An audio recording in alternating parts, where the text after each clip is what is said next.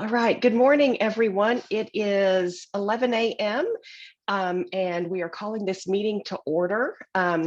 This is the Texas Early Learning Council meeting. I'm Reagan Miller. I'm the chair of the Texas Early Learning Council and also the director of the Child Care and Early Learning Division at the Texas Workforce Commission. I want to welcome all of the council members and all of the public who are attending today. As with past meetings, we are hosting this meeting as a Zoom webinar. Council members, presenters, and agency staff are participating as panelists, while members of the public are able to participate in a listen-only mode. I want to remind all of our state agency folks and members to keep your electronic devices on mute when you're not speaking. Megan can also mute you if needed. Megan is our interagency deputy director of early childhood support, and she is going to serve as a meeting facilitator today. Okay. With that, I want to remind our members, state your name before you speak so that we have a record of who is talking. And I also want to remind everybody in attendance that the opportunity to submit written public comment closed yesterday at 5 p.m. Members of the public can still request to provide oral public comment today by emailing the request to Megan Schneider. And Megan is putting instructions into the chat. So if you'd like to provide oral public comment, please let her know.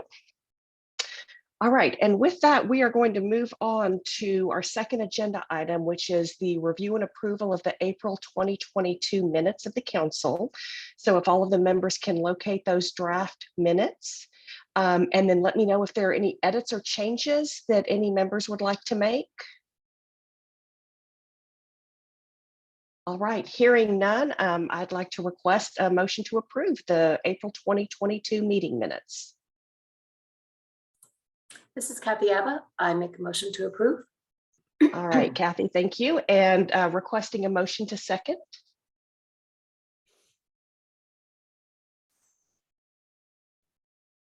Any member want to second the motion? I second that motion. Weldon. So Weldon, was that you I heard? Yes, ma'am. All right, Weldon Beard has seconded the motion. And with that, Megan is going to conduct a roll call vote of all of the council members. Megan? Great, thanks, Reagan. When I call your name, please reply for, against, or abstain.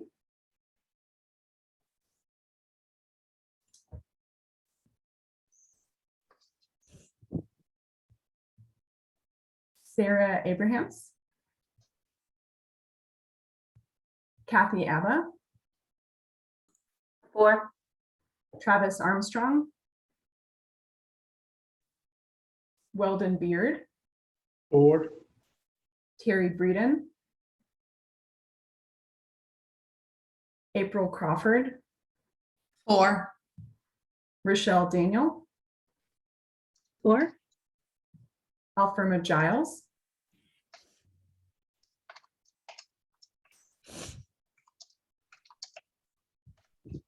I thought I heard Alfrema on here. Hi, Megan. I just joined. I was having some login issues after exiting one meeting, trying to log into this one. It took me about 5 minutes to get logged in. I'm here. Good morning.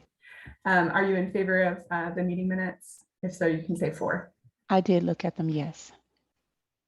Great. Melissa Hoisington. For. Becky Haas-Keeler. Kim Coffrin. For. Jerletha McDonald.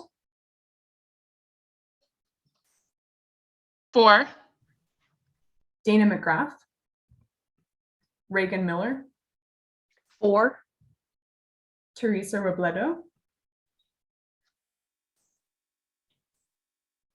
Stephanie Rubin. For. Amber Sconlin. Kirsten Schwab. For. June Yateman.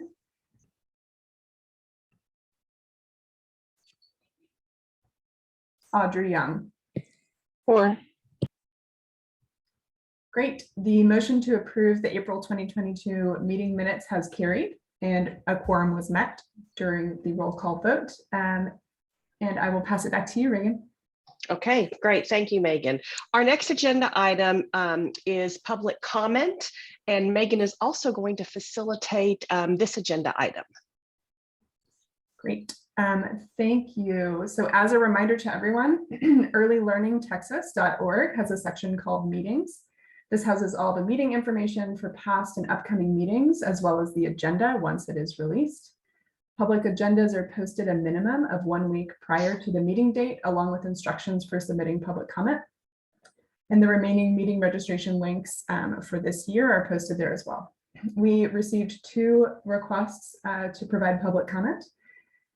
We'll start with Ken Barth and then Kate Hoffman.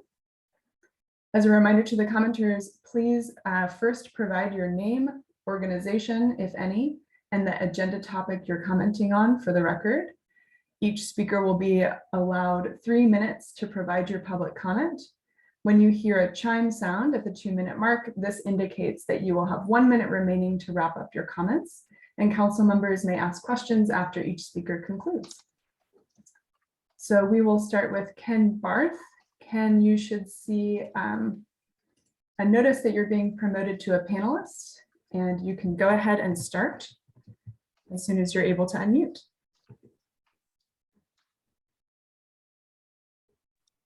Hi, Megan. Good morning. I don't know if you guys can hear me. We can. Yes. Great. I think I actually turned on my video so we can actually look at each other today. How about that? Right? Great. So listen, thank you so much for the opportunity to provide comments to the council. As Megan said, my name is Ken Barth. I live in Dallas.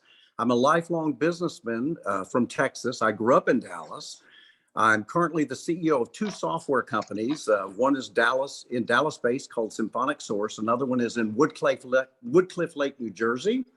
And I'm the CEO of Catalogic Software. I'm a longtime active supporter of public education, early childhood education. I've been very involved. I've been a founder of a lobbying organization in Dallas called Dallas Kids First. It's a lobbying group for electing great school board members for DISD. I also helped to establish Leadership ISD to identify and educate prospective school board members and volunteers, again, mainly focused around Dallas Independent School District. Currently, I serve as the board chair of City Year Dallas, but I'm speaking to you today as an individual, right? And my topic today that I'd like to broach is the topic of TWC childcare measures, and see if there's a way we can add more metrics to measure how good of a job our teams are doing in this hugely important area. I mean, I don't need to tell all of you, but being a longtime employee in our state, I cannot tell you how much it pains me to have to hire out of state or out of country talent. I, like all of you, know that the thirst for learning starts at a young age, and it feels to me that the monies we spend with the good folks at TWC need more guideposts around childcare so we can make sure we're driving success and improvement. While childcare funding makes up the majority of TWC and local workforce board funding, there are only a couple of statewide measures required for our local workforce boards as guides on how the funds are spent. And this is really puzzling to me. It feels to me that maybe by adding 8 to 10 measures for childcare, it would really help the good folks at TWC get more visibility into their impact and help their efforts towards solving our childcare crisis. I know most of you by reputation, and I know we all want the same thing here. And again, with what little data we are tracking, it feels to me we're not having any good visibility in the impact we're getting with our dollars spent. I know we all want better school readiness outcomes for all kids and better work support for all parents. And I feel strongly we can achieve both with a few more in-depth customer measurements. There are a lot of really smart people on this council and around the state, and I would love it if you could put heads together to develop some state-level childcare measures to present to TWC for consideration. And look, I'm happy to sit and spend time with any and all that are interested to move this initiative forward. I know everybody knows the old adage, what gets measured gets done, and what we measure drives our investments and actions. So I'd really like to urge the council to take advantage of this moment and ask that we put together a document with 8 to 10 measurements that can help steer us to success with our children. Look, that's all I have to say. I want to thank you for the chance to say that, and I'm open for questions. Council members, any questions?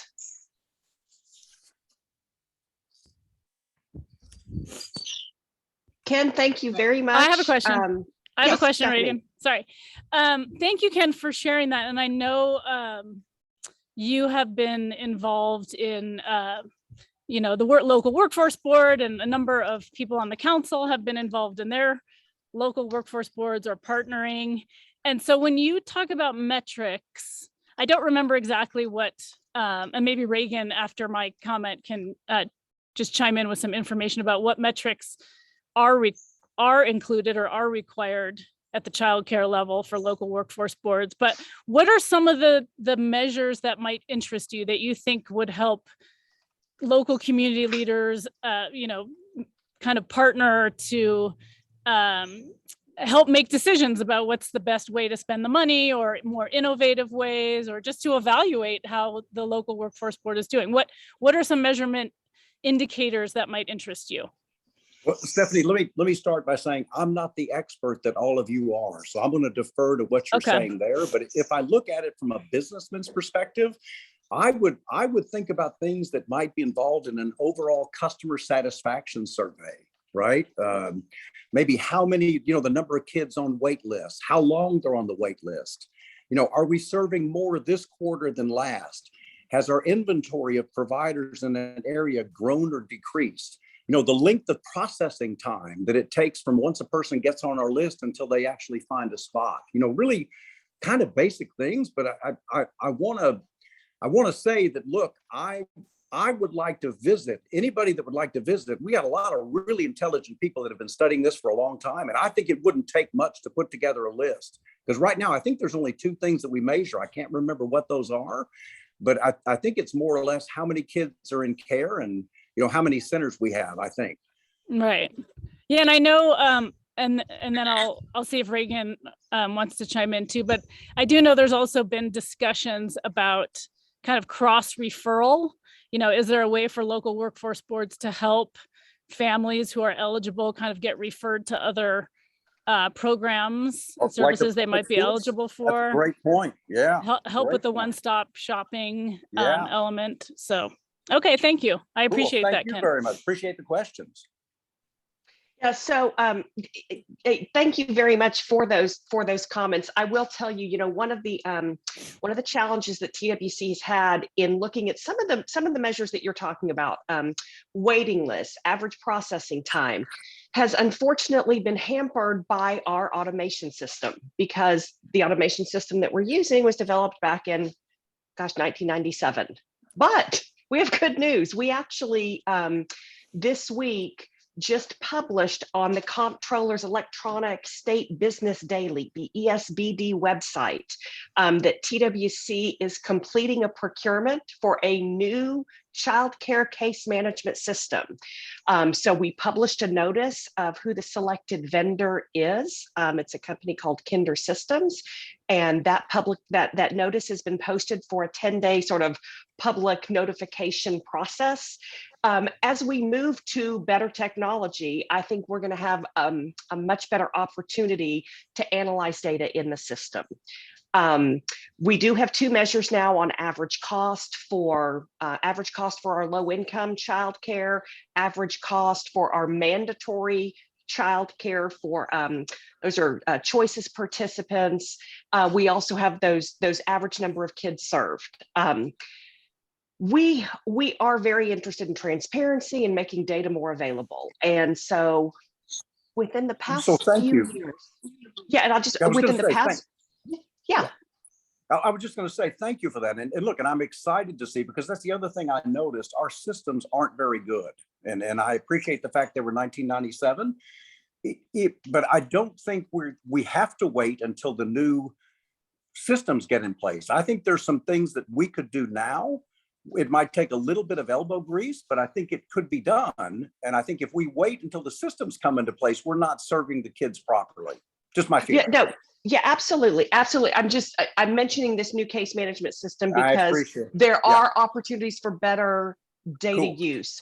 We did create, and we are publishing Childcare by the Numbers, where we have gone back to 2015, posting annual data on the number of children served, on the number of providers, on the number of Texas Rising Star providers, on the number of children within those types of programs, because we do want to provide much more transparent data.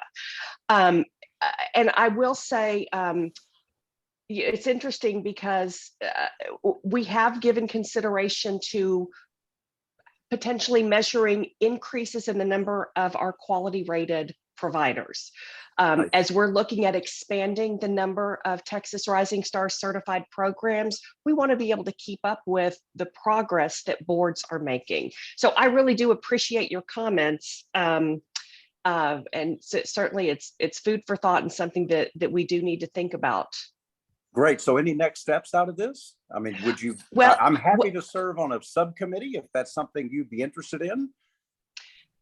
I appreciate that. I can't make any decisions on the spot, but we'll certainly keep you posted as we consider this. That's great. Thank you very much. I think, look, every day that goes by, there's a bunch of families that don't get served. So I think if we can figure that out, and you guys are you know, you're the key to get this started. Yeah, and We I'll need tell your you, help.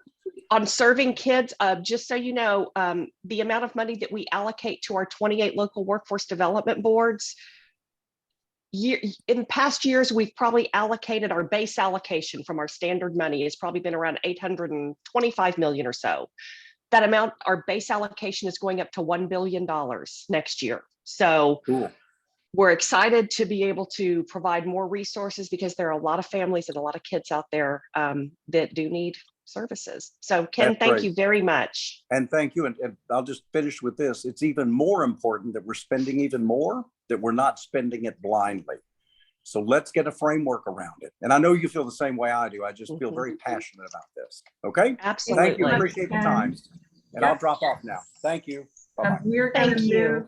Yeah, we're going to move on to our next commenter, who is Kate Hoffman. So Kate, in just a moment, you should see that you are able to share your video and audio.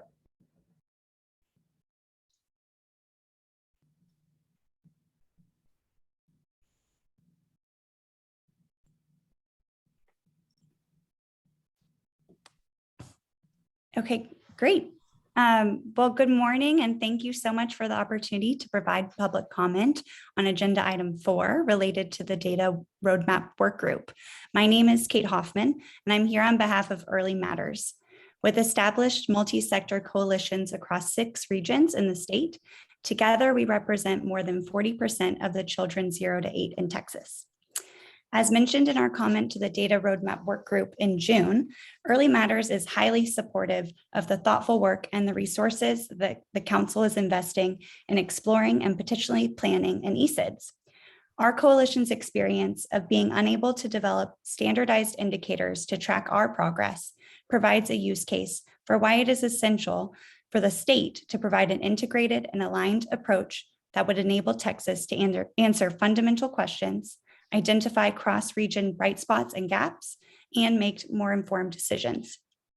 We are appreciative of the work group's responsiveness to our feedback thus far, and in light of our comment, their subsequent adjustments made to the questions upon which they plan to anchor their upcoming stakeholder input process. In addition, in front of this broader council, would like to draw attention to a few other points, some of which we've highlighted with them before and some which are new. And I'll just touch briefly on them, but they're further detailed in the written comment we submitted yesterday. So the first consideration is just, like Ken said, time is of the essence. We can't wait to get good data on our children and the families that we serve. And so while the work group is developing a more comprehensive long-term vision, the council can take steps now to have better data transparency and efficiency to ultimately serve children in our state. And we have ideas for 3 different things that can be those actions now. The first is conducting a data inventory to generate a list of fields of the data currently collected and how that is collected across all of the agencies. The second is implementing a single opt-in common application across all early learning programs. including childcare, pre-K, and Head Start. And we are aware of the eligibility criteria being different across programs and how that has caused maybe some issues with eligibility document retention. But we want to underscore this moving forward as an important direction for the state to take so that we can streamline family experiences, eliminate systems inefficiencies, and improve agency impact. And we have some intermediary steps for that as well in our written comment. And then finally, the third thing is automatically assigning a unique identifier to children who are served by early learning programs. So in the short term, this would look like following through on HB 680, which required TWC to provide a PEIMS number for all children receiving childcare scholarships. And this work has been stalled. And so we just want to encourage following through on that. So those are 3 ideas for the action that can be taken now. And then finally, just want to sum up by saying that as Texas is gearing up to apply again for the preschool development grant, we believe that there is really strong opportunity to revisit the strategic plan that was already developed a few years ago and to better understand where we are today in terms of reaching those outlined goals and thinking about how we can further implement it in a meaningful way.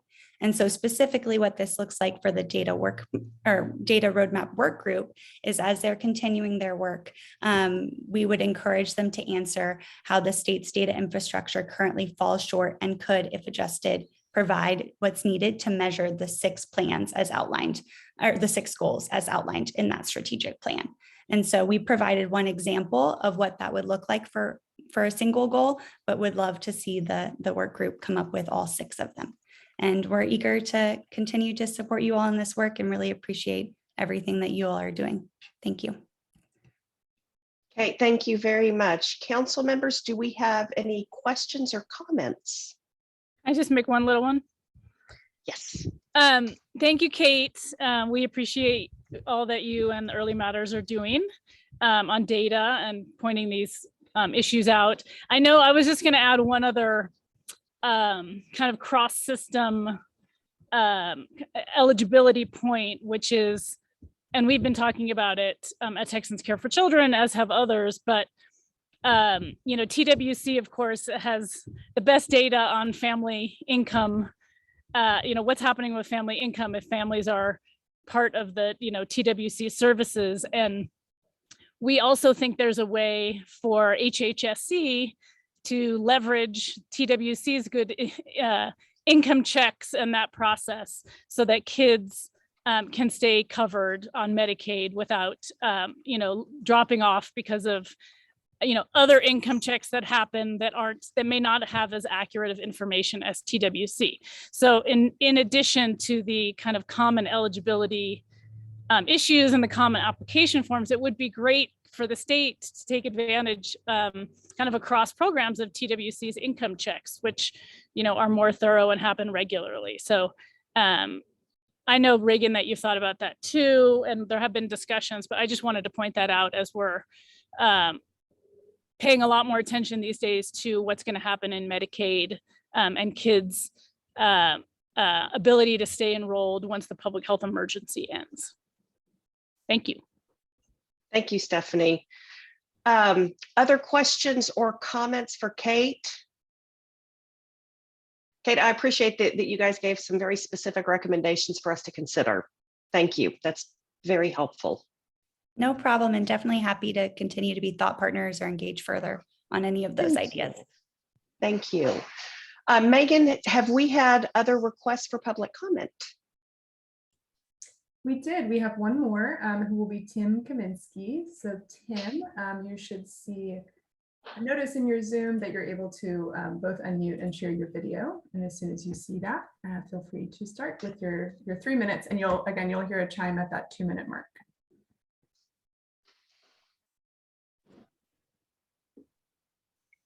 Can you guys hear and see me? Yes. Okay, great. Good morning, everyone. My name is Tim Kaminsky, and I am the director and owner of the Gingerbread Kids Academy in Richmond, Texas. And I was asked to speak this morning regarding mental health resources in early childhood education. I am also a certified speech language pathologist and spent over 25 years working with young children and adults who suffered from neurological, developmental, and cognitive deficits. A few weeks ago, after the tragic mass shooting at the Uvalde Elementary School, I had heard on the news that the Texas legislature was considering providing additional funding to our public schools to enhance their security measures and help them provide more mental health resources for the students and teachers. Not once was there a mention of the need for added security or mental health resources for the youngest of our children, ages birth to 5, and their teachers who spend a majority of their day in various early childhood education programs and settings around our state. Yes, children from birth to age 5 can and do experience mental and emotional challenges from time to time that can lead to future struggles and challenges later in life. The mental health problems that we see some children experience in the public schools did not suddenly start once they entered the public school system. There are often childhood traumas that go unaddressed because there is a lack of resources and understanding of how poor mental health can affect the development of young children. Over the past year, as children have started to return to our early childhood education centers after a 2-year absence due to the ongoing coronavirus pandemic, we have noticed a dramatic shift in many children's social and emotional development, their physical skills development, as well as delays in speech and language development. We now have older 3- and 4-year-old children coming to us that are not even potty trained, do not verbally communicate at an age-appropriate level, and who are unable to function in a group setting with other children. The mental health struggles and challenges that this creates for the child, the parent, and the teacher in the classroom can be unbearable at times. And yet we lack the mental health resources in our area that are needed to address those issues. As we move forward in looking at the different mental health and supporting funding needs of our state's education programs, I encourage members of the Texas Early Learning Council to ensure that our state legislatures have a better understanding of how our private early childhood education programs fit into that equation, and that they stress that the mental health needs of our youngest children must be a part of those discussions and considerations of any future state or federal funding plans. Thank you. Tim, thanks. It's good to see you. Let me see if any of the members have questions or comments. Members, Tim, am I seeing any hands? Kim, I am seeing a hand. Tim, thanks for the comment. This is Kim Coffrin. And thanks for raising those issues, and you're spot on. Do you have any thoughts or ideas on how to best provide those mental health services for our childcare providers?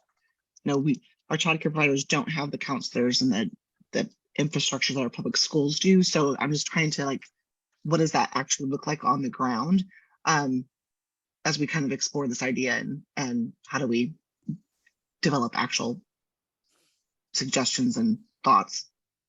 Okay, so one of the things that we have found in our area is that as issues have come up, we have tried to reach out via the ECI program, or we have gone to private providers in our area making referrals. And what we hear back quite often is that either they are completely booked and there's not additional resources to go to, or same thing through ECI, either that obviously if we don't get them in before 3, they're not going to qualify for any services. Right.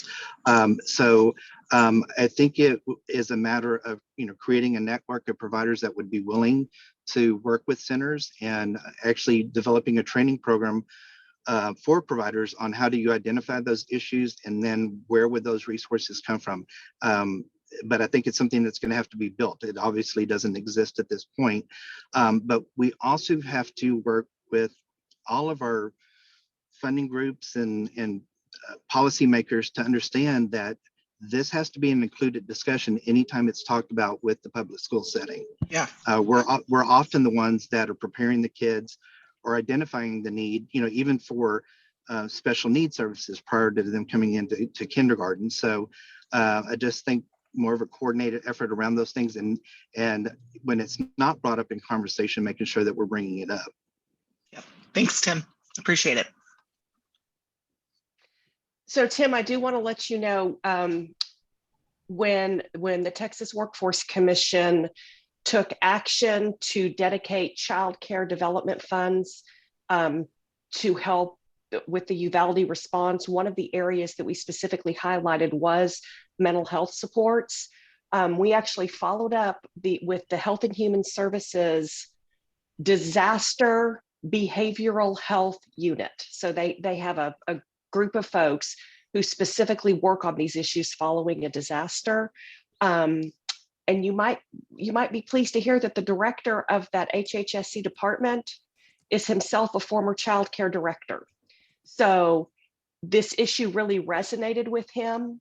We're actually working with them to see how do we include child care programs as they're looking at in specific that Uvalde response. So just wanted to make sure you were aware of that, and then appreciate your comments on this issue as it impacts the larger child care community.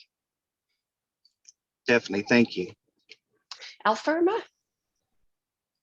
Thank you, Reagan. And Tim, thank you so much for bringing up this important topic, because I think oftentimes in the early childhood world, there's not a great focus on the birth to 5 when it involves mental health. It's normally the K through 12. And we know that our children are struggling. We're hearing it, especially since COVID happened and all the gun violence that has gone on year after year, and it's only increasing. And now that I consider Texas the wild, wild west, it's only going to increase. So thank you so much for bringing this up. And you're also in my community. I am a resident of Richmond, and I know of the Gingerbread Academy and the great things that happen there. So thank you so much for coming to the council. I also want to just mention that there has to be long-term solutions, not just a check-in or something for the moment, but there should be something that would be relative long-term that can support early childhood programs. And I don't know if anyone is aware or have ever heard of the Second Step Violence Prevention Curriculum. It's very worth looking into.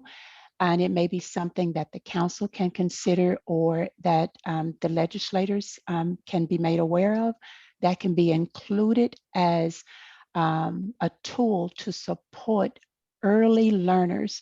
I have been involved in this curriculum work before. I have trained on it when I was in Oakland, California. It is very good. It's a good curriculum. I did my PhD research on this. And I think that is something that would be valuable to us. And at the time, it served K through 9th grade, but we know that there should be a greater reach all the way through 12th grade, where the tools and the information that's available, the curriculum support, and the materials are very valuable, not only to the children, the teachers, the administrators, but also the parents, where there are tools that will support them in the home. And this was brought about because of all the violence that was going on in the Oakland community. And I think that is very present in our day and lives that we see every single day here in the Houston area and all over the state of Texas. So it may behoove us to just take a look at that and see if it's something that we would want to include or introduce. If no one has ever heard of it, just take a look at it.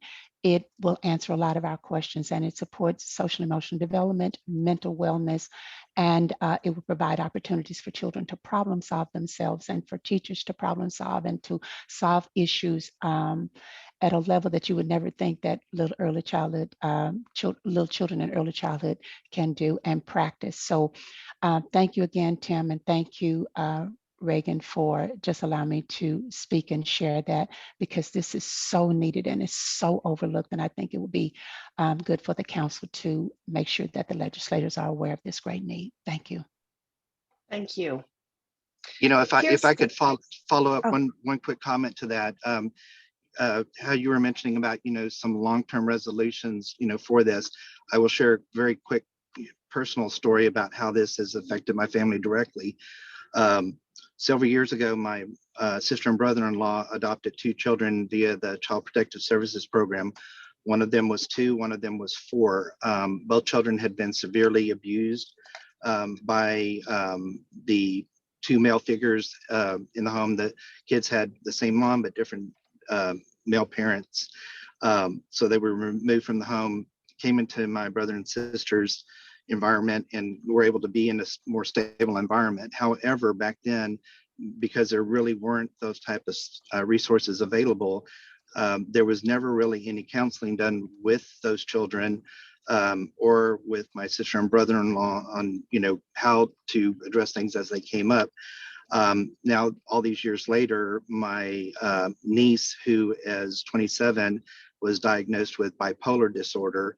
My nephew, who was 26, struggled through school, was in and out of different programs and things like that, and just recently passed away about a week ago from a drug overdose. And had those children had the opportunity to have supportive services around the abuse and neglect that they had originally experienced as babies and toddlers and 2 and 3 year olds, we may not have the results that we have today from that. So short-term, long-term, the long-term effects of not addressing these kind of issues follow these children well into adulthood.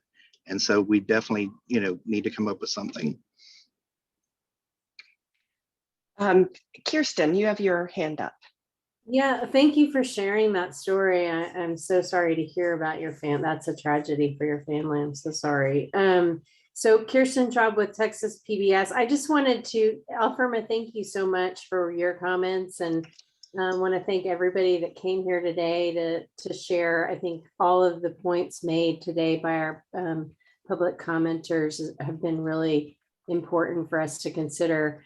I just wanted to take us a minute to just let everyone know, and especially those who are in the child care setting, that Sesame and Communities offers free curriculum around a number of different trauma-associated issues, including parental death, military deployment, grief, divorce, a number of things that affect young children. And all of those resources are free and available to families.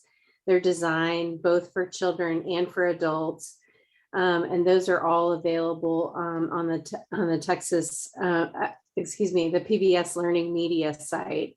And so if anybody wants to email me directly, I'm happy to provide that out to anyone that needs it. But I just wanted to make a note that many of these subjects that affect young children are covered through those free resources. Thank you, Kirsten. And April.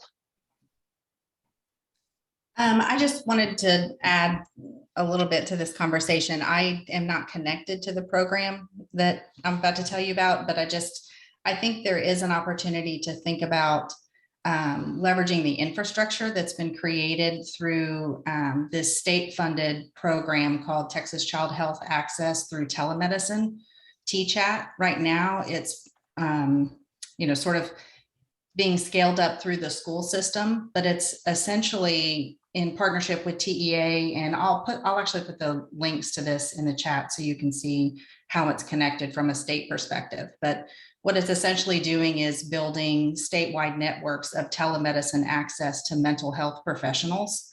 And people in the school systems are being trained to go through, they serve essentially as a liaison, so that as children are exhibiting challenges or have, experiencing difficulty, the liaisons can identify appropriate telemedicine professionals and connect the child to those services through the school. So, as I've been sort of learning more about how they're rolling this out and what the implications are for the public school system and for access to this kind of professional service, it seems like it's a logical infrastructure to want to build on in earlier childhood. So I'll put those in the chat. I know nothing about how feasible it would be to have, to build on that network for this age group, but it feels like it's the right kind of infrastructure. All right. Some good, very, very good discussion. I don't see any additional hands up. So Megan, let me turn it back to you. Tim, thanks again. You're welcome. Thank you. All right, Megan, any additional public comment? No additional public comment, so you can move on to the next agenda item. All right. Thank you to all the members of the public. We really do appreciate it. Our next agenda item is the data work group. So as many of you likely remember, the council did create a work group to advance discussions around an idea of an early childhood integrated data system, or an ECID, and creating a roadmap for Texas's efforts. So council members were invited to volunteer or designate a member from their organization to attend. And you'll see on the slide those members of this work group. Since our last meeting in April, this data roadmap work group has met 3 times. We are posting all of the meeting material and future meeting dates on the Early Learning Texas website, and Megan will make sure to put some information on that in the chat. And so with that background, I'd like to introduce Chelsea Moore. Chelsea is our early childhood data policy analysis with the Child Care and Early Learning Division at TWC, and she's providing interagency support on our data projects. She's going to share an update on the work group's progress. So Chelsea, over to you. Thank you. So good morning, everyone. As Reagan mentioned, I'm Chelsea Moore. I am the Early Childhood Data Policy Analyst at the Texas Workforce Commission, and I have been helping to organize the Data Roadmap Work Group meetings. And since Sarah Abrahams, who you see as the chair of this work group, couldn't make it today, I'm going to give a summary of the group's work so far, and I will let April Crawford, who is a member of that work group and who has kindly agreed to be my co-presenter today. She can jump in and add anything I may have missed. And then I'll leave it up to April and any of the other work group members to answer any questions you all may have. So as Reagan mentioned, you'll see in this first slide, the list of members who volunteered to be a part of this work group. So many thanks for all the work that they've put into the roadmap efforts so far. And for anyone who isn't familiar with the roadmap work, with the help of this group, we are currently creating a roadmap to explore the potential of an early childhood integrated data system, or ECIDS, in Texas. And the group has been meeting monthly since April and just had their 3rd meeting a few weeks ago. And the group has 2 primary charges. One is to develop policy questions and eventually use cases that will be included in the roadmap and will help to guide the development of an ECIDS if the state chooses to pursue one. And the second charge is to engage stakeholders in the development of the roadmap. So moving to next slide. So starting off with the policy questions, this slide shows the list of questions that the group has chosen and will get feedback on in the fall. So you'll see there is a set of foundational questions at the top around which children and families are eligible, have access to, and are served by early childhood services and programs in the state. There are also questions around program quality, early childhood workforce effectiveness, school readiness, and return on investment. And these were selected and adapted from several sources, including prior stakeholder engagement efforts, policy questions from other efforts in Texas, as well as questions from other states and national groups. So you'll see they're quite broad at this point, but the details, for instance, how the data will be broken out by geography or demographics, will start to be narrowed down during and after the stakeholder engagement. And I will just note, April actually provided us with the framework that you see in this slide, separating out the questions by target, design, receipt, delivery, response. And we don't necessarily need to follow this exact order, but it's just a good way to conceptualize the questions that the group has chosen so far. So next slide. Okay, so this slide shows a visual representation of the data systems and programs that might go into an ECIDS. So you'll see that the systems in light blue are those that already have some overlapping infrastructure. So that doesn't mean that they are already integrated, but just that there are overlapping elements that may make them a good starting place, depending on the policy questions that we choose. And then you'll see in the dark blue are early childhood data systems that do not have overlapping infrastructure. And then other systems and programs that are not necessarily as directly tied to early childhood are in the gray box in the bottom right of the figure. So next slide.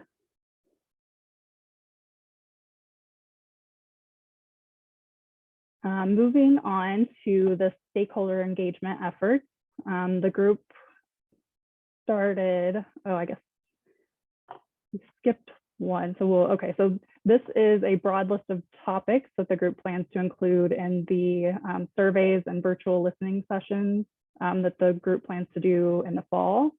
So you'll see the focus areas include how stakeholders are currently using and integrating data at the state and local levels, feedback on policy questions, and feedback on what they would like to be able to answer that they can't currently, and also how they use the new information if it were available. So these topics will be built out more in our August meeting when the group starts to finalize the survey questions and listening session materials. Next slide. Okay. So this is a list of stakeholders that the group plans to engage in the fall through those virtual listening sessions and surveys. So you'll see they're listed here by group, but many of the listening sessions will likely be organized by topic or the data systems that stakeholders are most familiar with. And exactly how those listening sessions are set up will be decided again at that next meeting in early August. So if anybody has any input on this list, please feel free to reach out to me. I can share my email information. I think we could go to the final slide. So this is a timeline of the stakeholder engagement efforts and the roadmap development. So the group is planning to do a first round of surveys and listening sessions in August and September. They will incorporate the feedback they receive and then share these findings in a second round of feedback via surveys in October and November. And this will inform the final roadmap, which will come back to the TELC in January. So that is my brief summary. I will let April jump in if she has anything to add, and then we can open it up to questions for the work group. I think that was great. I think ready for questions. All right, council members, questions, comments?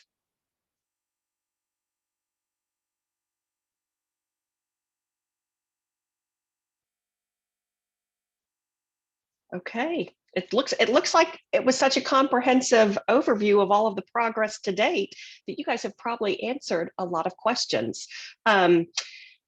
So our next big work is obviously stakeholder feedback. So it sounds like that August meeting is going to be a packed one for members of the public that are joining us.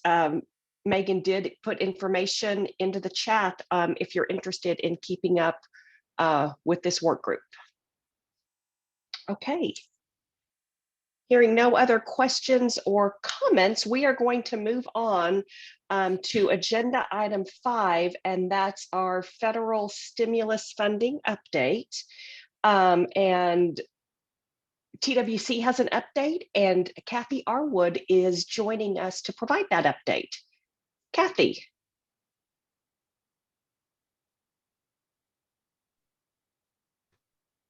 Hi, good morning. And again, Kathy Arwood, I'm the Program Policy Manager with TWC Child Care and Early Learning.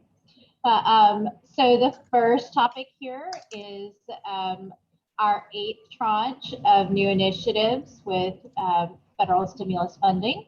And in April 2022, we approved, or the Commission approved the TA Pre-K Partnerships Program. So $2.4 million went to support a pre-K partnership expansion program to be conducted in partnership with the Texas A&M University System. And that will allow us to pilot hub funding for an intermediary model.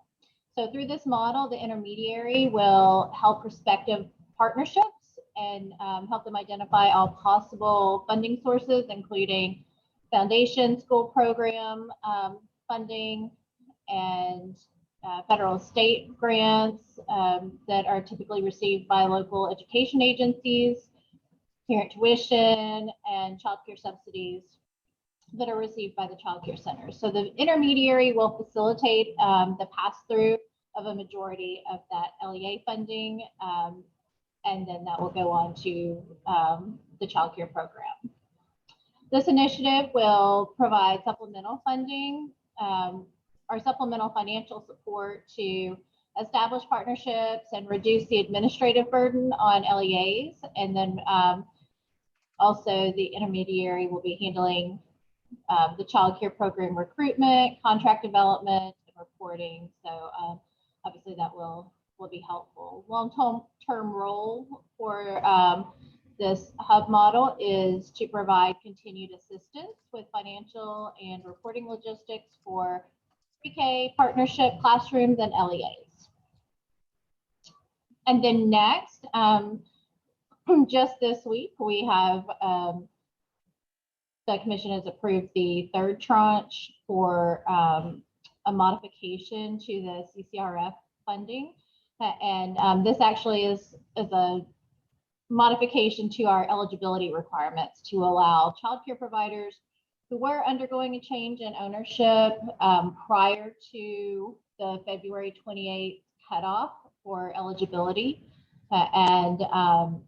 In these cases, this is a very small group of providers who purchased a facility and continued the program. It continued operating during the transition, but the new owner received their permit after the 2/28 cutoff. So that made them ineligible under our previous rules. So we just made this modification so that we could provide them with some funding, and those invitations have gone out. And then we also want to provide an update on the child care industry expansion. And this was approved with the 5th tranche in February. Again, the application for funding will go hopefully live this month. As of yesterday, so we do have an interest form out there so that providers can request regular updates and notification when the application does go live. As of yesterday, we had over 900 providers who expressed interest in this opportunity, and 688 of those said they intend to apply, and they plan to increase capacity by a proposed 42,000 seats. So, look forward to learning more about that. And then, we've got a website, the www.childcare.texas.gov/childcare expansions that we can put in the chat for more information. And then our child care relief funds, so well underway. The application closed on June 1st.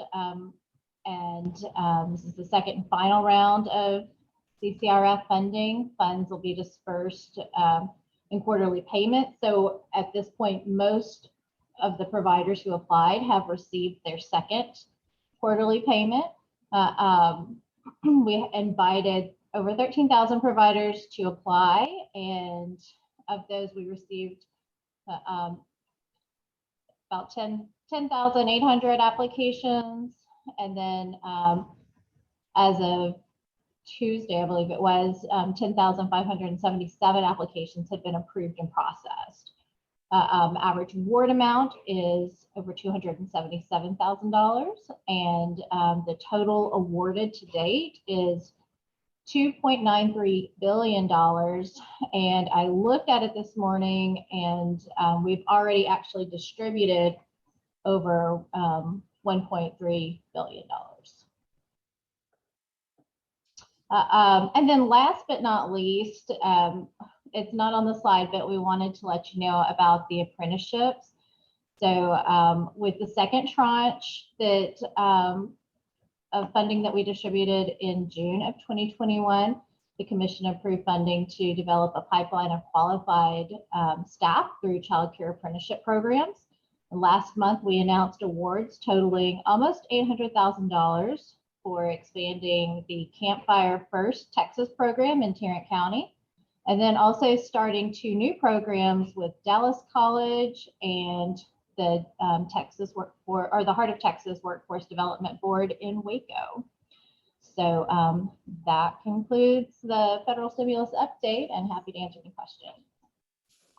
All right, members, questions or comments? I will point out with this last round of child care relief funding, if you look at what we put out in child care relief funding in 2021 and add that to 2022, right now we're like at 3.5 billion. That's like 59% of all of the stimulus funding that came in has gone out directly to child care programs. Okay, we do have a couple of hands up, so let me start with April.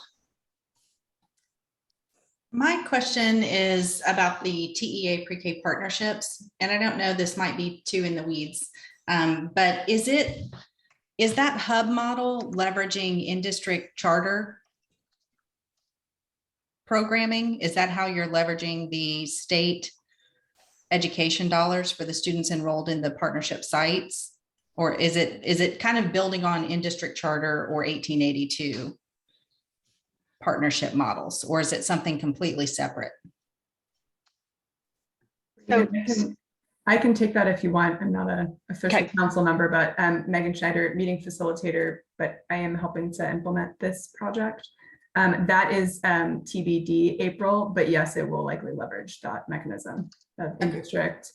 And then 1882 is, one of the flavors of in-district charters. But lots more, we would love to bring a more full and complete update to this council at the next meeting, when we have a lot more fleshed out and a lot more details to share. Thank you. Great. All right, and then Stephanie. Yes, and it's on the same topic of pre-K partnerships. I just wanted to share that we have a partnership with Philanthropy Advocates and with TASBO, basically the CFOs of school districts, to find out more about how pre-K partnerships that exist are working and some best practices, challenges, and so forth. And so we're together sending out a survey. I think it might be out already or in the process, pretty widely, to get feedback about how pre-K partnerships have gone and barriers and so forth. So hopefully that will help inform the work of what's happening at TWC, because I think it'll be useful information for you. But thanks. That's fantastic. All right, and Kim. Thank you, Kim Coughlin, and not on pre-K partnerships, but on the child care relief funds. That's the uptick for this application has been great. So I think there goes close to 80% of providers out there, which is fantastic.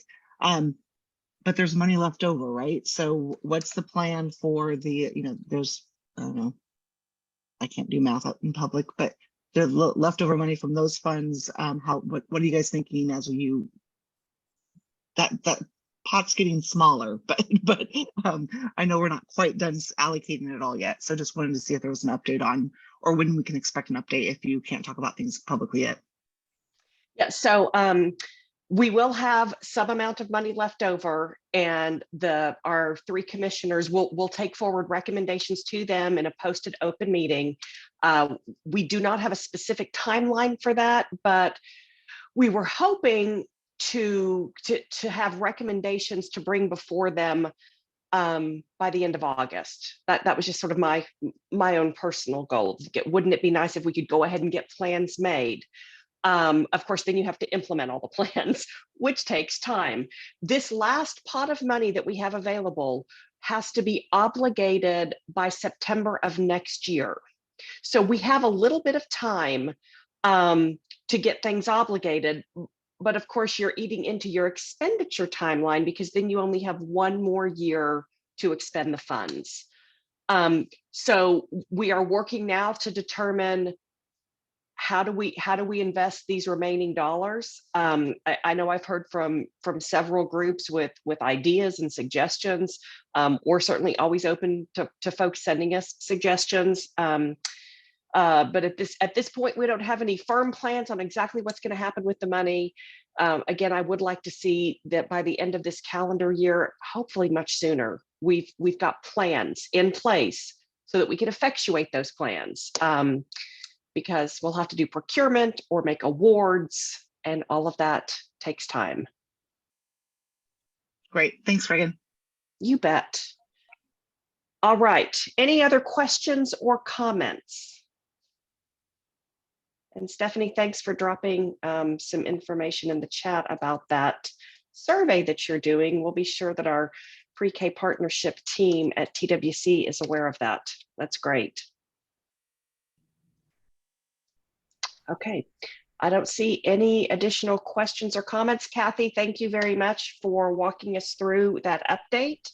That will take us now to agenda item number 6, which is updates from our council members. And first on the agenda is an update from the Texas Education Agency. Rachel Robinson is here to provide an update on one of their initiatives. So let's turn it over to Rachel.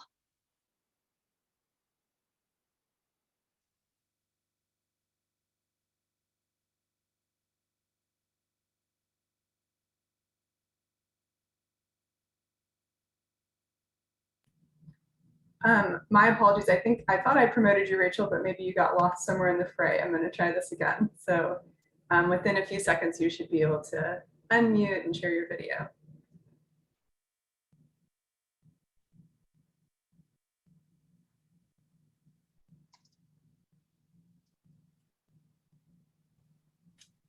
Yay. Okay. Now I'm back. Sorry about that delay. And I am Rachel Robinson, and I am with the Texas Education Agency in the Early Childhood Division. I apologize. I'm not flashing my TEA background today because I'm kind of showing where I'd rather be instead. So I apologize for that mix up, but I didn't get it switched out in time. So I am really excited to be with you all today to share just a little bit of information about one of the initiatives that our division is working on right now. TEA has a federal grant, which is the Texas Reading Initiative. And as a portion of that initiative is the Books Beginning at Birth. And Books Beginning at Birth is the portion of the grant that the Early Childhood Division is supporting. And we have partnered with our sub-grantee, Texas AEYC, to potentially reach the goal of getting books into the hands of 80,000 children birth to 3 by September 2025. So a pretty lofty goal, especially since we launched kind of as the world was coming out of the end of COVID. So the first thing that Texas AEYC did was partner up with Bookspring, who is a local nonprofit that kind of specializes in book distributions for young children. So between Texas AEYC and Bookspring, they launched a fabulous website to promote the program Books Beginning at Birth.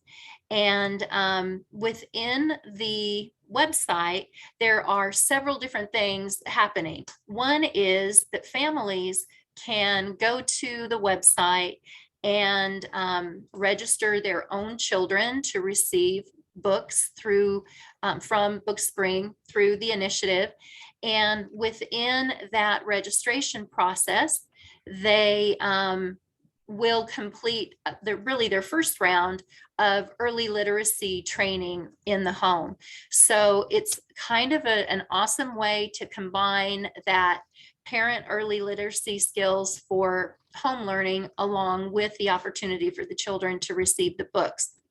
Another thing that's available on the website is a link for partners to join and share the love. By joining, the partners can sign up for 2 book distribution events throughout the year. So to just further advance that goal of reaching that 80,000 children. So I really encourage you all to share out this website with anyone who you can, with everyone and all of the young children and folks who provide services for young children. I personally just really feel like this is an opportune time to push this out, because we know that right now we have families who are at home with their children during the summer and spending time with them. So what better way to do that than to engage them with books and to help parents have that opportunity to gain those early literacy skills before they send their children off to begin another year at school. Just wanted to share that with you all, and like I said, just encourage you to share out the website with all of the friends, anyone that you think might be interested. All right. Thank you very much, Rachel. I know that we're sharing information with our folks locally, and certainly encourage everybody. This is a great opportunity. Questions or comments? Rachel, do you have something else? Well, I was just going to say, another super cool thing on this website is that there is at the bottom of the website a little ticker that advances each day as more and more families register. And I think, you know, because we worked so hard in getting this launched, it's really exciting to see the number of families that have already taken advantage of the resources. One thing too that I forgot to say is that all of the digital library resources included are dual language. So they're available in Spanish and English, as well as all of the registration pieces. So that's another thing that you know, took some time and energy getting out there, but hopefully will be you know, just really embraced by the community. Fantastic. All right. Questions or comments from council members? Exciting stuff. All right. Thank you very much, Rachel. We appreciate the update. Thanks. And our next update is from our Texas Head Start Collaboration Office, Dr. Alfarma Giles and Weldon Beard, who is with Head Start, Early Head Start at the Greater East Texas Community Action Program. Thank you, Reagan. I just wanted to take the opportunity to share that SNAP families are now eligible for participation in Head Start. When the notification was published, collaboration directors were charged with determining how to reach out to states and territories to share this information. And so we were asked to connect and partner with the SNAP agencies in our states to share what ACF was sharing with us. And we hadn't really been given initial communication as to how to go about it. So we participated in several meetings and webinars to get the word out, because we know this has been a long time coming and so long overdue. And so what I did after we received the charge, I reached out to Megan, and she was so gracious enough to connect us with Hillary Davis, the Deputy Associate Commissioner at HHSC, and their team. And we participated in a team meeting on May 16th to determine how to share this language in the state of Texas and how to include information for those who would be benefiting from SNAP and SNAP communication that we published on their website and used as a part of their registration and enrollment in SNAP. So what has taken place since that time is we've developed the language, and I think as of yesterday, we fine-tuned it, and Megan and I made it simple because we wanted to make sure that the discussions that we had with the SNAP team would be very usable. And we were given the flexibility in states to determine what the language should look like. And NHSA, the National Head Start Association, supported that effort as well, because we know that different states have to go about things in a way that supports what they have to do. And we did not need to develop an MOU, thankfully, but just to include it in the regular registration process. So all Head Start and early Head Start programs can use SNAP enrolled families eligibility as a way to enroll in Head Start. And they can verify this by their eligibility by presenting their Head Start program with a copy of their SNAP approval or documentation that shows that they are SNAP eligible. And the good thing in this is it will support them with not having to do additional eligibility paperwork, which we know can be very cumbersome. They can show their SNAP ID card or their electronic benefit transfer information to show that they are categorically eligible. And they won't have to have their income verified unless there's some mitigating circumstances beyond that. So that's the gist of it. For the sake of our meeting, I know there may be a lot of questions, but Mr. Beard will address it from the grantee level. He's taken time to answer quite a few questions and will share from the grantee perspective how this might look and how his program may be looking at it. And just remember that we've taken what we're doing to include the information in the SNAP eligibility communication and in their registration process. We've taken this from the information memorandum that we received from the Administration of Children and Families. So I am happy. It is awesome. It would allow additional children to enroll in Head Start, and we can serve additional families who now are categorically eligible for Head Start. And I'll yield the floor to Mr. Beard. Good afternoon, everyone, and thank you, Dr. Giles. And actually what she shared is pretty much spot on.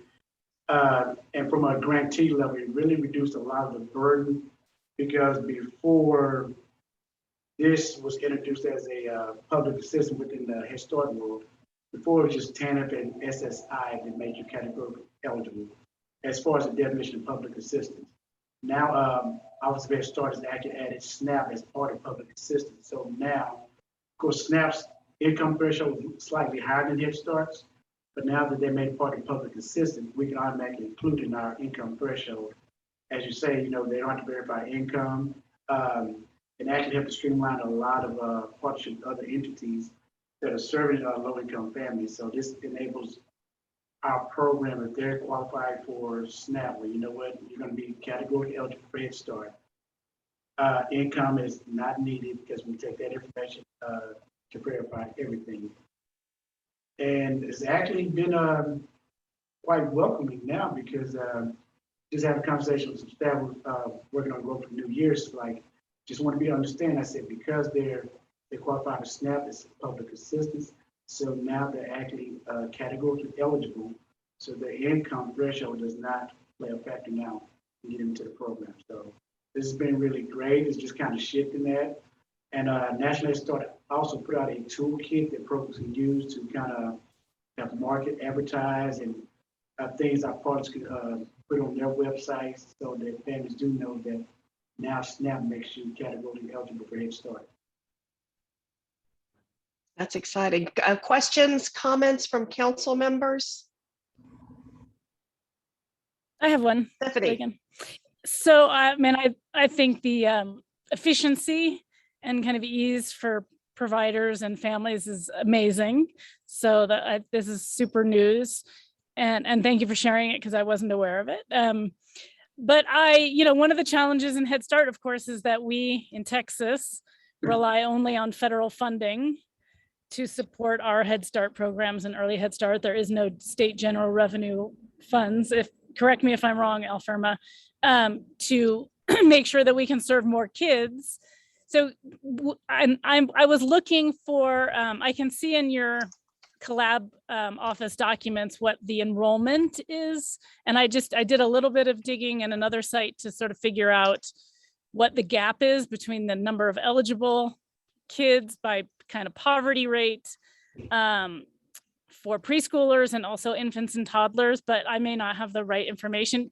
So, it's wonderful to have more seamless enrollment, but of course, we're all worried about families not finding the spots they need for a really important program. So Alferma, do you have updated information about the gap between eligible families and who's able to be served in our current program, both Early Head Start and Head Start, or a place that we could look for that?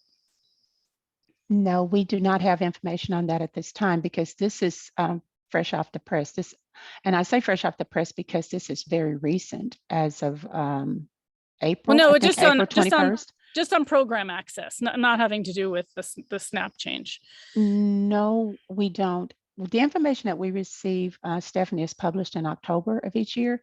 Okay. And I don't have any updated information, and normally is given to us from ACF, Office of Head Start, through our Head Start Enterprise system.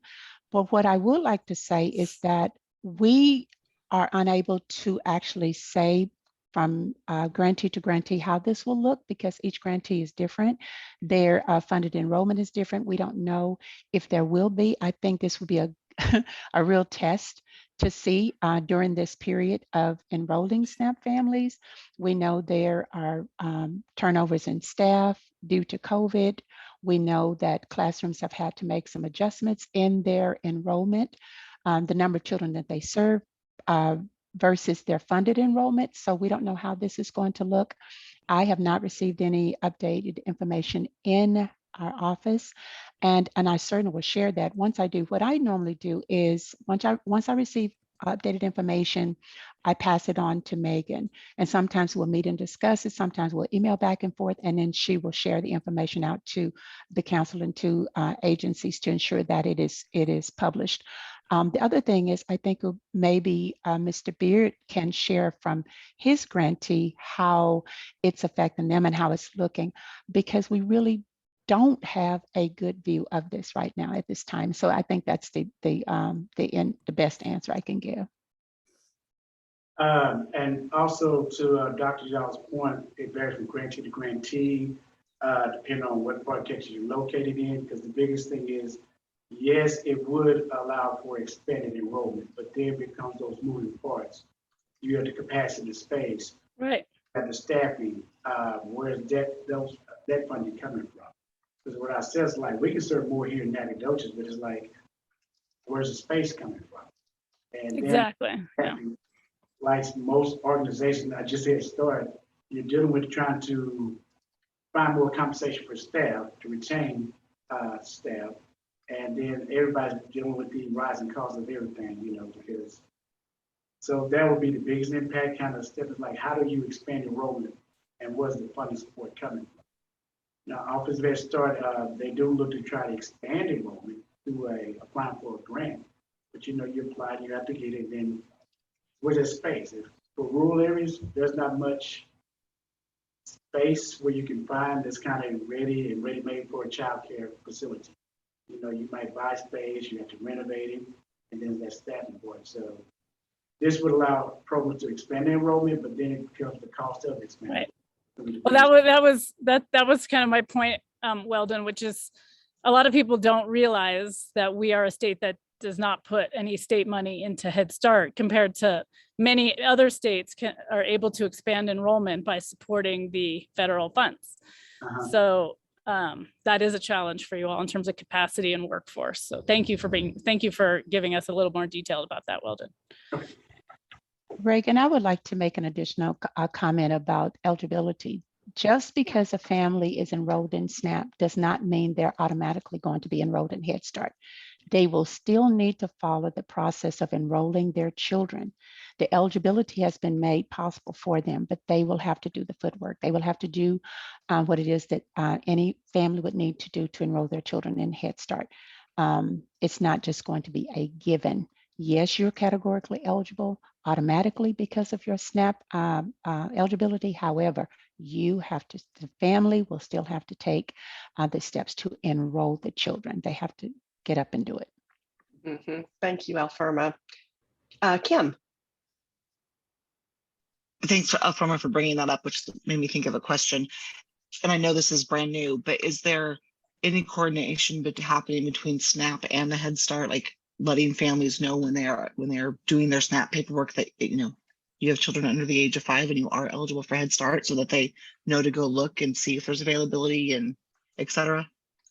Yes, that was the purpose of my connecting with Megan, and she connected me with the team at SNAP, and we did have a meeting and we discussed it. So they're very aware. They've received all of the information, and we've had conversation back and forth with their social director. So I'm grateful that we did that initially as soon as we were told that we needed to reach out to our SNAP agencies. I didn't know who the person was. So Megan is that person, my go-to person, and she connected us, and we had a very informative meeting. We shared, we talked, and we were able to determine the language that would go into the SNAP eligibility. And yes, they would be made aware from the Head Start side and from SNAP side.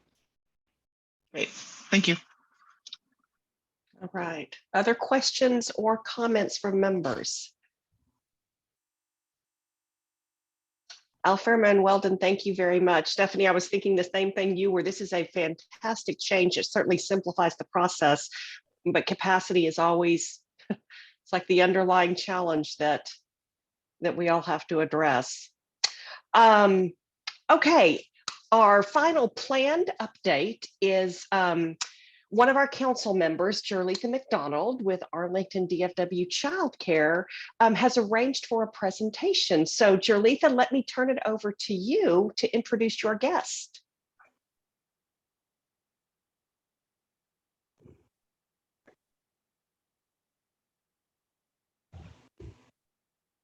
Is Jerletha on?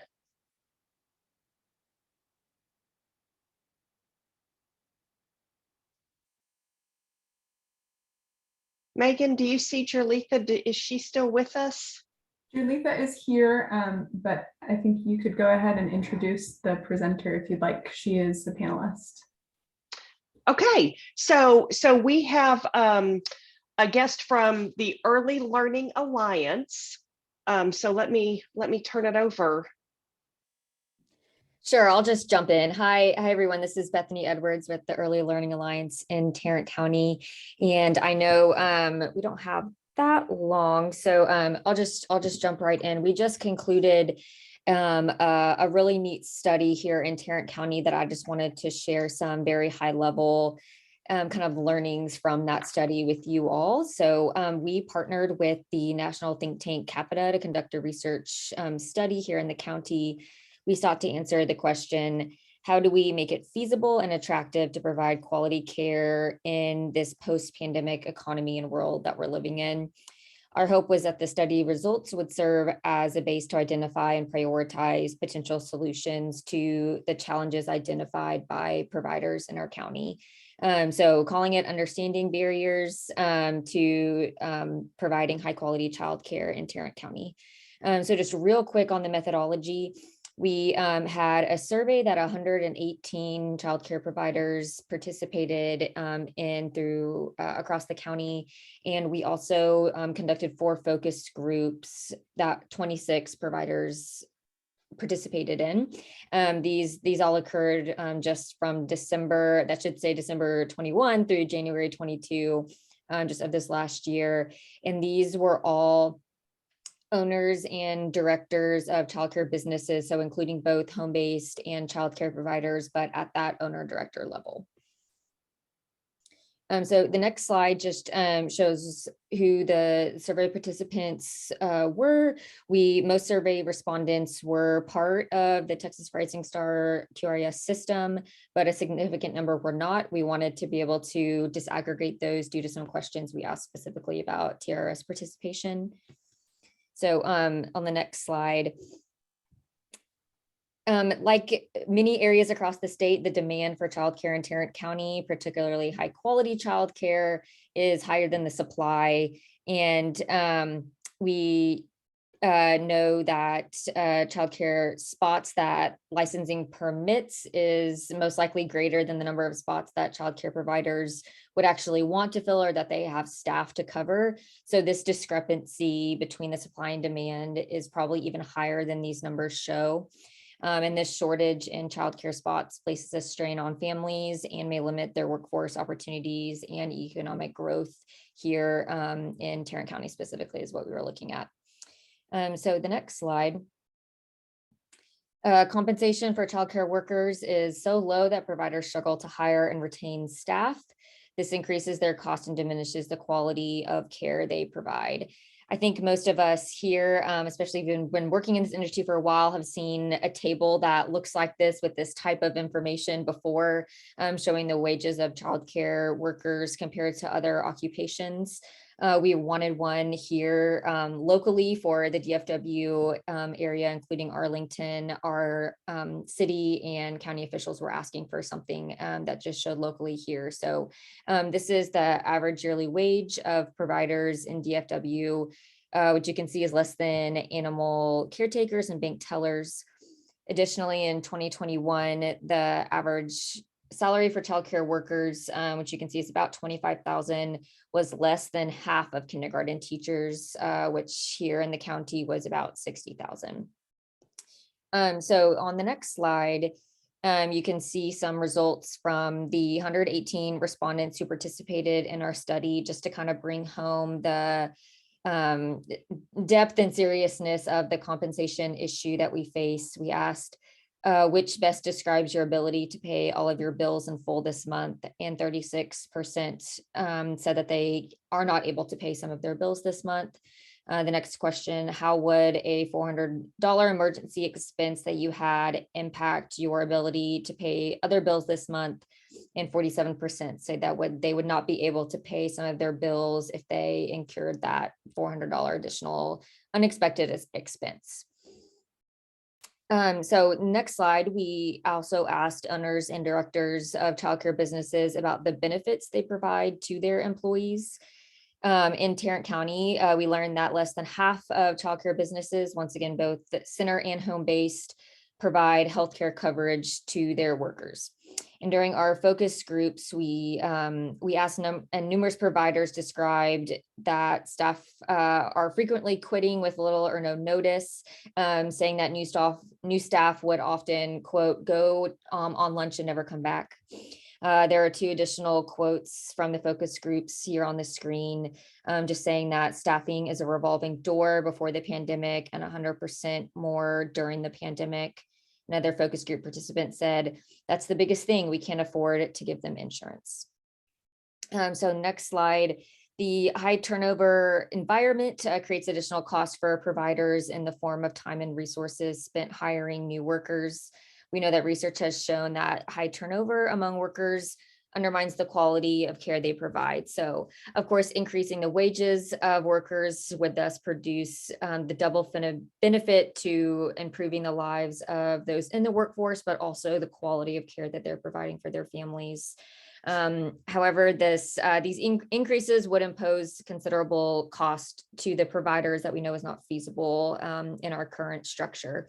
So another part of this study was we created a new cost model that calculated the increasing wages of childcare workers from their current levels to those earned by kindergarten teachers would roughly double the monthly cost of providing care. So which of course is not reasonable for really any of the providers in our area. So on the next slide. Here we did go into some detail with our providers about their TRS participation, and we'll just give really high level here. We know that only 18% of Tarrant County's eligible providers participate in TRS. Of course, this is going to increase with the new regulation of the scholarship or subsidy providers being a part of TRS, but still, I believe it will in Tarrant County only go up to about 30% of our providers. And so we just asked them a couple of questions. What motivated you to apply for TRS in the first place? And the majority of those, 80%, indicated that they just wanted to be a better provider, to provide higher quality education to the kiddos in their program. And then when we asked, do any of the following concerns in applying for Texas Rising Star, most said that they weren't sure that they can meet the requirements for TRS, and they were concerned that the process would be too burdensome. And then we also saw this theme come up a lot, especially from providers who have opted to not participate in the QRES system, that they just didn't think it mattered to their families. And so it wouldn't affect their business at all because they wouldn't be attracting new families, and it wouldn't be something that the families they currently serve really even acknowledge or appreciate. So on the next slide, the quality standards in TRS also increase the cost of childcare, and the resources that the TRS program provide to childcare businesses may not be sufficient to cover these costs. So while higher levels of TRS certification do bring increased revenue from states, from the subsidized or scholarship students, those increases may not be sufficient to cover the cost of the program. So once again, from that cost model that we developed, we saw that the cost for an infant in a TRS 4-star program is approximately 1/3 higher than the cost for an infant meeting minimum standards. However, the subsidy rate is only 19% higher for the TRS 4-star than at meeting that basic subsidy licensing level. So, or at the basic licensing level. So there's clearly a discrepancy there, and that came up over and over again in our focus groups. And then another challenge for providers is that they normally pay upfront for most costs and then are reimbursed later. Participants of the focus group noted many instances of this, even relatively small costs, created real problems for the providers and their businesses, since they run on such low margins. So even though the reimbursements are coming, it may be out of pocket or out of reach for many of those providers to pay out of pocket. So just a couple quotes pulled straight from the focus groups here. On the food program, we're feeding them the whole month before we get reimbursed. And then another participant said, everything for us is always reimbursed, so we're always behind. On the next slide. One of the most important conclusions that we drew from this study, in my opinion, is that engaging childcare business owners in decision-making is critical due to the important insights they hold into the more nuanced aspects of the childcare industry.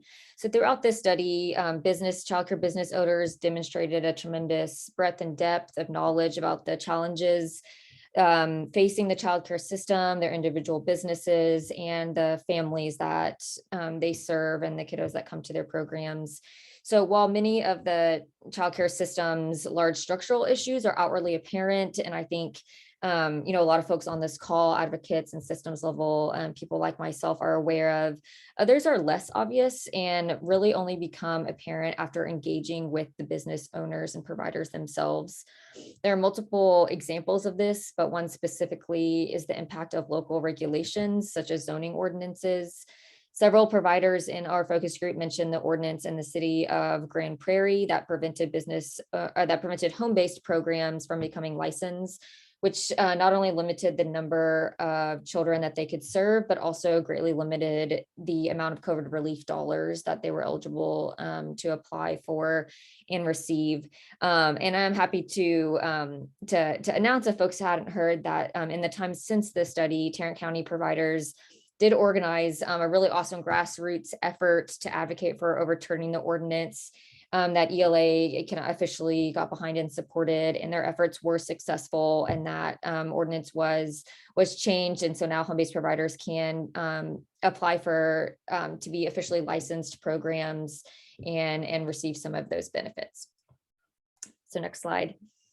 I know I think I'm running out of time here, but I did want to mention just a couple things that we're doing in Tarrant County to kind of address some of the learnings from this report.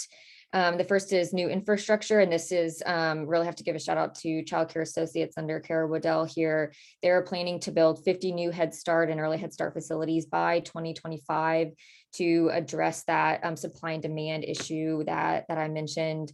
CCA is also leading the way on business and class coaching. Other things happening in the county are professional pathways and apprenticeship opportunities. I know the Campfire First Texas apprenticeship program was mentioned earlier, that we're helping kind of expand, and addressing childcare deserts. Kind of our ELA's next step after this study is to really do a deeper dive into the childcare deserts in our county, really launching off of the work that Children at Risk has already done, looking at childcare deserts from across the state. And then strengthening communication lines between providers and public agencies to elevate the voice and the knowledge that childcare providers have, as well as auditing local regulations. We really learned a lot from what happened in Grand Prairie and are acknowledging that that's probably not the only local law regulation that is providing extra burdens to childcare providers on top of what they're already dealing with. So doing some kind of audits of what's going on in all of the different kind of cities and regions here in the county to see what we can support providers in getting some of that changed. So that's I'll stop there. Happy to answer questions. Of course, there was a lot more that we learned from this study, and I'm happy to share kind of the full study out, as well as I know several people have asked me for kind of our survey questions and some of how we approached and recruited. So more than happy to talk through that with anyone. I think the more kind of regions that can do these local studies, the better, because especially I know in Tarrant County, our local officials were really wanting some of this data directly relevant to their constituencies. So I'll stop there. Thank you all so much. Bethany, great update. We do have a question or comment from Kathy Abba. Thank you. Thank you, Bethany, for the interesting survey results, as well as the actions and opportunities. If you wouldn't mind putting your email into the chat, because I would like to follow up with you, but really quickly, and maybe this is for us, offline, but the fact that providers thought parents wouldn't care, I found an interesting result. And I wondered if you all had any thoughts about how you would address that. And again, if this is too complicated, I can email you. Thanks.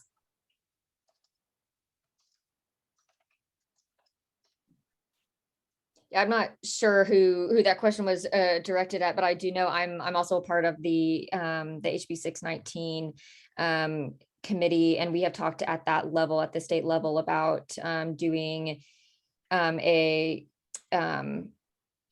publicity around TRS, just a general education for both providers and for parents, because it definitely was a theme that came out a lot in our study, that the providers are business owners and they want to be responsive to what their clients, families are wanting. And so if they weren't getting kind of pushed from their parents to do this, if they didn't see any other benefits, that was prohibiting them from moving forward. So I think someone else might want to answer as well. Yeah, and Kathy, the commission approved $10 million in stimulus funds. We issued an RFP, and we're in the procurement process right now, because we are looking to see how we can, I know we're not allowed to say market, federally you can't market, but you can outreach. So we're in the procurement process, because there are one of the key areas was what is quality, how to select quality, all of those things. We've heard input from providers about how critical this is, because from what we've heard is from their perspective, they want parents to understand what it means to be Texas Rising Star and why they should consider that when they're selecting childcare.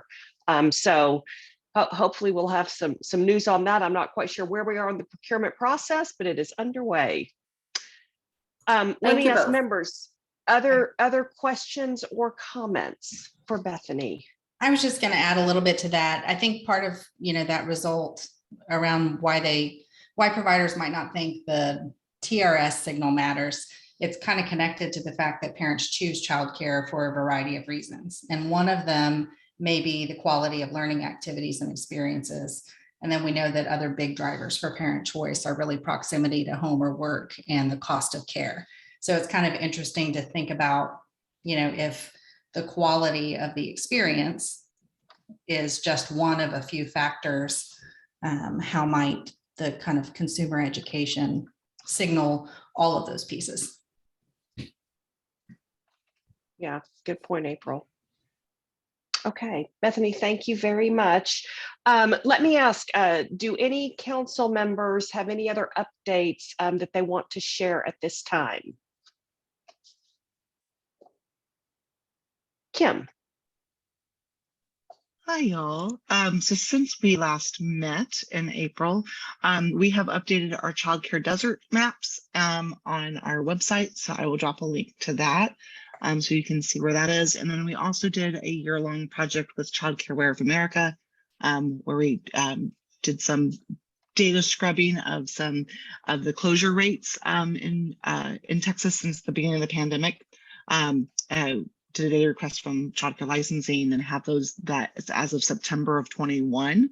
So, but it's given us a good snapshot of where those closure dates are. And there's a interactive database or dashboard, I guess is what it really is called, that you can look at those as well. So, so I'll drop those 2 links in the chat and so you guys can play around and look. There's also, when we updated our desert maps, we've added some new features that you can look at some longevity and look at how like your community has increased or decreased in availability.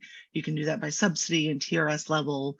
You can do it for your school district or your county or your legislative district, depending on what filter you want. And then you can also download your local data. So hopefully makes it more easier for all of us to be able to access that at your own level as you guys all use it in your different various communities. So I'll drop those links in the chat and then you guys can explore and let me know if you have any questions. Thanks, Kim. I've looked at your map and it's very easy to use. It's great. I'm curious on the closure. Are you guys going to update that based on more recent data? We are currently in discussion of do we want to do that again this year. It was a really big project because it's a lot of data. So we're in the throes of asking that question now. So we had it through September of 21. So that will come up this fall because we'll want to use that same benchmark. As of September of 22 if we do it. So we'll keep you posted as we decide. Great. Okay. Thanks, Kim. Any other updates from council members? I have one if there are no others. I don't see any hands up. So I wanted to let you guys know, Megan is going to be sending a link to a pretty simple survey. We want to gauge stakeholder awareness of the Early Learning Council. And so we have it's like a three question survey, and we'd like to ask members to share it out with your networks. Again, we're just trying to get a feel for public awareness about the council. So look for an email from Megan on this, and then we'd like to see if you guys will share it out with your networks. Okay. And with that, we will go on to our 7th agenda, upcoming early childhood events. And our first update is from Dr. Alferma Giles, Head Start Collaboration Office. Alferma. Thank you. The Region 6 Head Start Association will be hosting its annual conference. Arkansas is the host state this year of our 5 states. And the conference will take place at the Embassy Suites at the Red Wolf Convention Center in Jonesboro, Arkansas. We are very excited because we have been virtual for the past 2 years. New Mexico and Oklahoma hosted 2 exceptional virtual conferences. Even though it was a struggle, we came through and had very good attendance at those 2. So we're happy to be back in person. And prayerfully, the COVID numbers will start going down instead of rising as they are now. The first day will be an event that's totally sponsored and hosted by the collaboration directors from our 5 states of New Mexico, Oklahoma, Texas, Arkansas, and Louisiana. We will focus on one of our regional priorities, which is opioid abuse and substance misuse. Each one of the states will have various speakers from our states that will focus on different subject matters. And our keynote speaker, I'm happy to say, I accidentally hit the mute button. I'm sorry. The keynote speaker is Dr. Michael Weaver. He is from UT Health at Houston, and he provided trainings on opioid abuse and substance misuse for Head Starts in Texas on last year. He did several trainings that are posted on our website, and he will serve as our keynote speaker. And he is in partnership with our office from the Opioid Response Network. And so we are very excited about our collaboration directors event, and then that would be followed by the events from for the week. And we have some very good speakers coming. Please click on the link to see who's hot and who's not.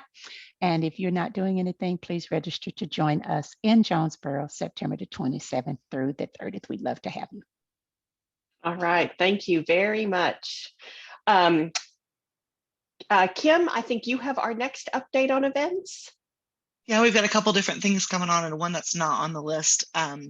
Next week, no, 2 weeks, 2 weeks from yesterday, we have a full steam ahead, creating equitable pathways in the STEM career. So if you're interested in STEM, we're having this virtual summit next week. And then the two that are listed, Education and Transition, Reshaping America's, sorry, I just completely spaced America's schools in the post-pandemic world. This is really looking at that K-12 space. So we're working on getting some, and we have some great speakers from around the state and around the country on really looking at our K-12 system. Another virtual event. So and always those events are always free.